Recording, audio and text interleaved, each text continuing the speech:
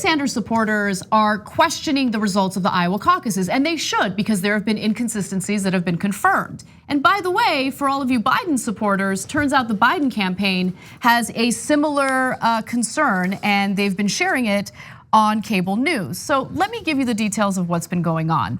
So first, it started off with Kate Bedingfield, who's Biden's campaign manager. She said the following: if you have a process where you can't be confident that the results that are being reported are reflective of the votes that people cast last night and the process, that's a real problem. Now, Biden's senior advisor, Simone Sanders, also went on CNN to clarify it, but look, I'm gonna be real with you. Her interview ended up being a little bit of a disaster. Let's watch. Is that what you're saying, that we should doubt the numbers that we see? What I am saying is that on Monday night in Iowa, there were failures across the process when it came to the Iowa caucuses.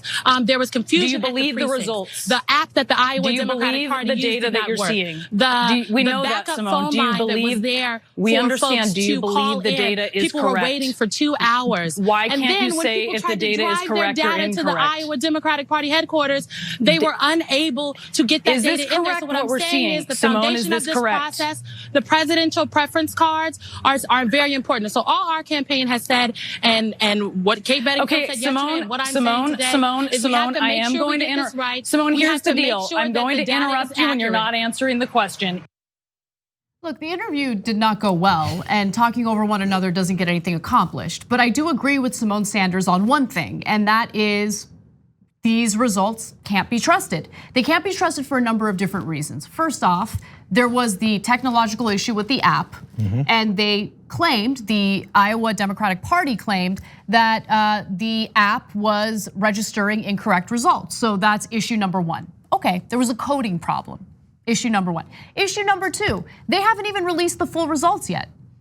We're at, I believe, 82% of precincts reporting. That's what they've released so far. Why are they releasing little by little? Because what if people stop paying attention after a certain point? And then you think that someone is the winner of the Iowa caucuses, when in reality it ends up being someone else. I think that that's incredibly irresponsible. Third, as we learned today, there were significant errors in who delegates were given to in certain counties. So Black Hawk County was an issue. You have a supervisor for Black Hawk County raising concerns over on social media to show that delegates who were supposed to be given to Bernie Sanders ended up being given to Deval Patrick. And then the Iowa Democrats had no choice but to issue a correction on that. And then we saw similar inconsistencies with other counties. No, Simone Sanders isn't crazy for questioning the outcome or the results of the Iowa caucuses. Now, she clearly has a different agenda in mind. She wants to probably make the case that Biden did much better than he really did. But Biden didn't win in that state. We all know that. He didn't poll well, and he came in at fourth based on the faulty results that we have seen, and he's way low. Yeah, in that train wreck of an interview, what you'll see is there was Simone Sanders trying to come in with an agenda to get a point across, and also to not say something else. It seems obvious. We're gonna start by, I've been saying this most of the day. I'm speculating here, but what it looks like is that you're like, okay, Simone, you gotta go on TV and talk about this, but don't admit that we think the results are faulty because we obviously underperformed. We don't want people to then say, the Biden campaign complains, says that's the reason why they underperformed in Iowa. That's seemingly the only objective from that section of the interview. So therefore, she can't answer the question and say, yeah, the results do seem a little bit off. Because then it'll lead the anchor, I'm sorry, I'm forgetting her name right now. Breonna Keeler. Yeah, Breonna then will have to say, so is that why you guys underperformed? And you don't want the conversation to be about you underperforming. It's all politics. It's trying to make something good out of a little bit of a failure in the state.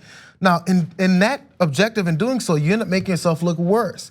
You can easily say, yeah, I mean, I think every campaign has said these results look a bit faulty. You know why? Because these results look a little bit faulty. Ask the Iowa Democratic Party. They said the same thing. They've changed it 3 times. It's very easy to answer that question. Then move on and say, but we're not complaining about our position if they ask you. Talk about, there's a simple question to answer. If you don't answer it, then you look like you're trying to hide something. Totally, yeah. Like I said, she didn't handle that interview well. Honestly, I don't think she's been doing well on cable news interviews overall, but it's not about Simone Sanders. It's about a legitimate concern about the outcome of the Iowa caucuses and what's been recorded as the so-called results. The way that the results have been rolled out, the fact that there have been all sorts of weird inconsistencies with the results that have been rolled out.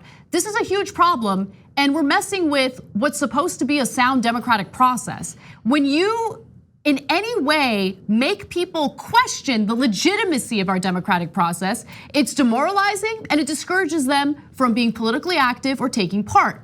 And that's a huge problem. And there's also the concern that the election will be, purposely rigged in a way to prevent certain people like Bernie Sanders from winning. And look, I get it. People get upset when you mention that. They think that you're being a little conspiratorial. But just keep in mind that our government has no problem going into other countries to overthrow democratically elected leftist leaders because our country doesn't like leftist leaders. So what makes you think that they wouldn't try to do something like that in our own country? Well, we've had questionable conspiratorial thinking. Yeah. Oh my God, I know a little bit about this country's history and what we've done in Latin American countries. I mean, it's been a different way of having questions to our electoral process since forever in this country. Whenever it's excluding people, when it's making sure there's poll taxes or things like that to keep certain people disenfranchising voters, that was all old stuff, which still happens. But then now, in coming to today's thing, we have all these other issues with technology, with new systems, apps, all this are going in now, and you have to try to then navigate it and still say we have this very fair process. Sometimes things have to change, or maybe sometimes you don't change certain things. You can have that discussion without looking like you're complaining. And as soon as you throw in the, hey, you guys just complaining line, what are we complaining about? But the person you're supporting is actually probably winning. What's there to complain about? No, but it's even worse than them. By the way, I am complaining. Right. I'm complaining. Go ahead and accuse me of complaining because that's exactly what I'm doing. You should complain if you feel like your democracy is under siege by bad actors, okay? Yep. But the thing that I do take issue with is the accusation that if you raise concerns over a compromised system, right? Then you're no different than Alex Jones. You think that there's water that's making the frogs gay. You're crazy. No. This is based on what we have seen in this election, based on things we saw in the last election. And it's just way too convenient that every time there's an error, it negatively impacts a specific candidate. It's just too convenient, it's too strange.